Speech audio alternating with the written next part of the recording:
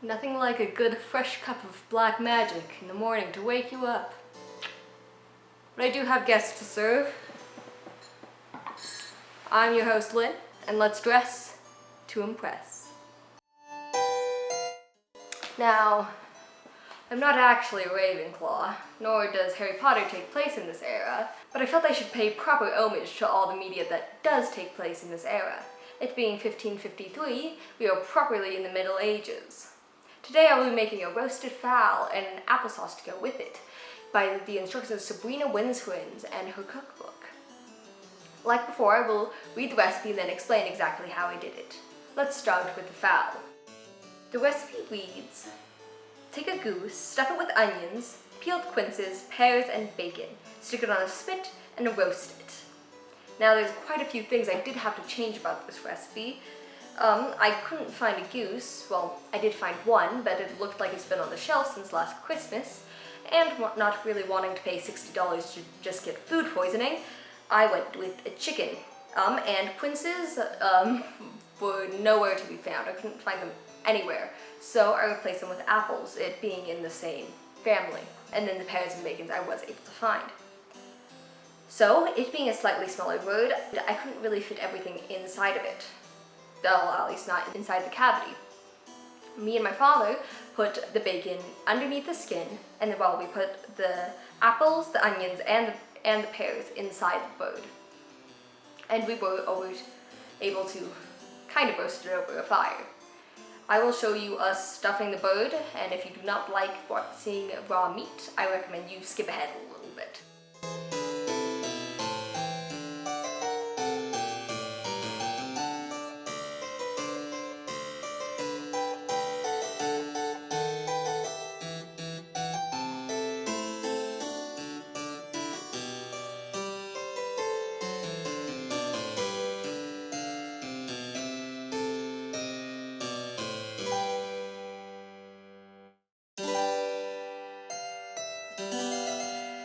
Me and my father tried to spit roast this the best we can.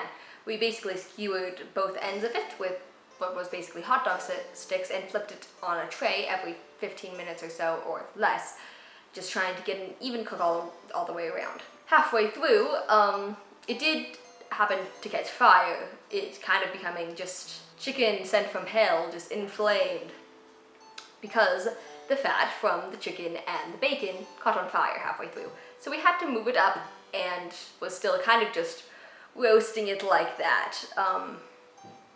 And while it was able to get a pretty good skin, it was still quite raw in the middle after about 2 hours in. So we brought it inside and let it cook for maybe about 20 more minutes before it was properly cooked inside, because you do not want medium rare chicken. While that's roasting, let me tell you a little bit more about this recipe. As mentioned before, this recipe dates back to 1553 in Germany. Since I don't read German, much less medieval German, I took Welles Armstrong's, this is how it's spelled, English translation from 1998. Though the original manuscript was edited and published in 1883 by Hugo Stopp, with the title Das Kochbuch der Sabina Welserin. This is how it's spelled. I cannot read German. With a bunch of other stuff that is so much harder to pronounce. It basically is saying the title, the name of the university that was publishing it.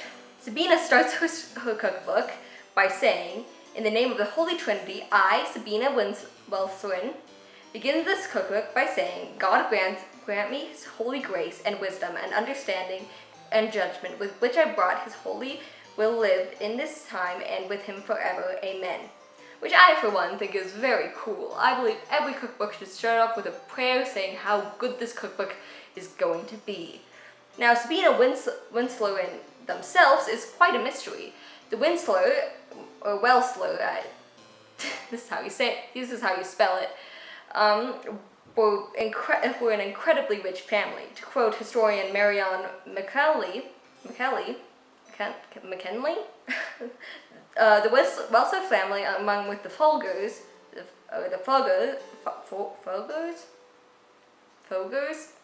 were one of the commercial nobility families of Osnaburg. To get an idea of how wealthy they were, their banking firm helped the Spanish crown, and in return, they were able to establish a colony in Venezuela. They owned part of a country because they helped the Spanish crown. There were two Welslers at the time named Sabina that could have written this. One was born in 1552, the other was born in 1515. It is unknown which one wrote it. Now that our fowl is basically done roasting, it's time to make the sauce that is made out of apples. Applesauce. This recipe is titled "To Make Sauce with Apples for Game and Small Birds." Lengthy title, but accurate. Take good apples and peel them and grate them with a grater and put a little fat in a pan over the fire and let it become hot, and put the apples in and let them roast therein. After that, put good wine thereon, sugar, cinnamon, saffron, and some ginger. Let it cook together for a while, then it is ready. One should boil small birds first and then roast them in fat. Once again, didn't boil my birds, simply A, because I don't like boiled birds, and 2, the boiled bird recipes that I would find had the main ingredients that I could not find.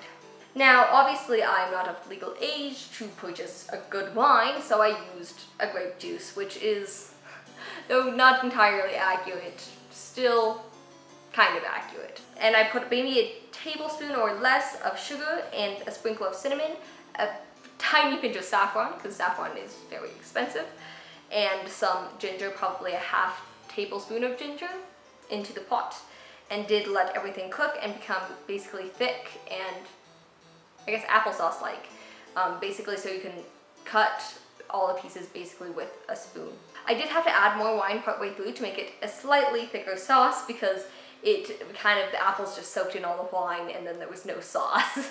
Now, when I was first planning on filming this recipe, this is not the end that I would have expected.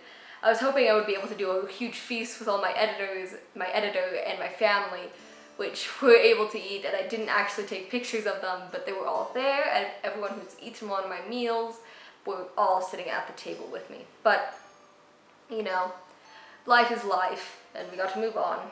But it was a wonderful meal.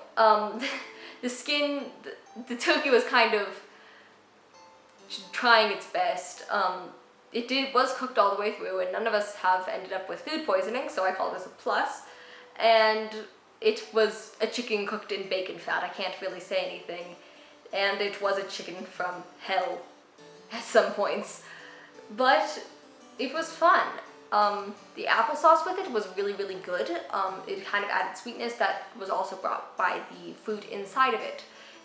Since it doesn't have any spices or butter on the actual bird, it was a little bit bland, but I still didn't quite mind it with the applesauce. By all accounts, despite us having just leftovers alongside of it and eating on paper plates and not having any dishes because I've been cooking all the days and using up all of the utensils to make my meals, it was still a lordly dish, and it truly, truly was. Saying that a lordly dish actually came from this cookbook. But I feel like that is a story for another day. Thank you so much for watching, and hopefully I will be able to continue these cooking adventures at another point in my life. It was a lot of fun, and I will dearly miss it.